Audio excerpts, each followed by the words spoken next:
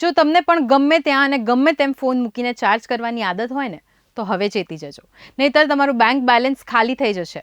USB port દ્વારા scam થવાની એક નવી મોડસ ઓપરેન્ડી બહાર આવી છે, જેમાં દુનિયાભરના ઘણા બધા દેશ સહિત ભારત સરકારે પણ એક એડવાઇઝરી બહાર પાડી છે, જે તમારે જાણવી ખૂબ જરૂરી છે. ગુજરાત સમાચાર સાથે હું છું હેલી.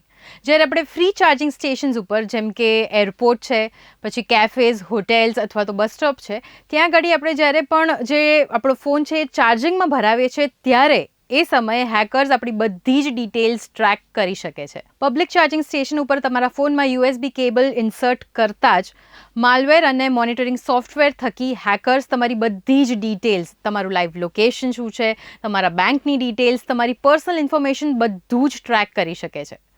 અને તમે ક્યાંય પણ તમારું ક્રેડિટ ડેબિટ કાર્ડ યુઝ કરી રહ્યા હો એ ઇન્ફોર્મેશન પણ એમને મળી જશે. અને એનું પરિણામ શું થઈ શકે છે એ તો તમને ખબર જ છે. પરિણામે આપણું બેંક બેલેન્સ ખાલી થઈ શકે છે. આ સાયબર અટેક જ્યુઝ ચેકિંગના નામે ઓળખાય છે. અને FBI પણ ટ્વીટ કરીને બધી જ કન્ટ્રીઝમાં લોકોને સાવચેત રહેવા કહ્યું છે.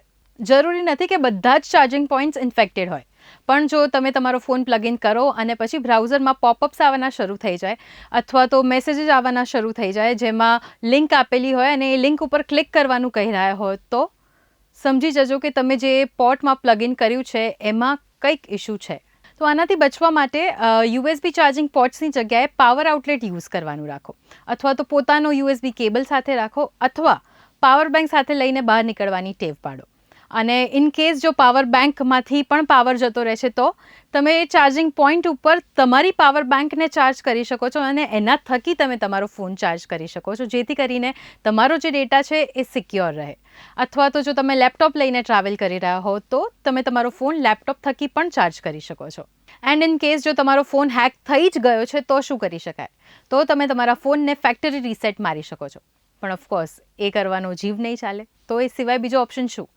એના માટે તમે માર્વેલ આઇડેન્ટિફિકેશન એન્ડ રિમૂવલ ટૂલનો યુઝ કરી શકો છો વેબસાઇટ થકી. એન્ડ ઓફકોર્સ આ નિઃશુલ્ક રહેશે.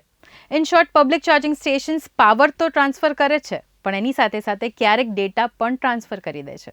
સો it's better to carry our own power bank.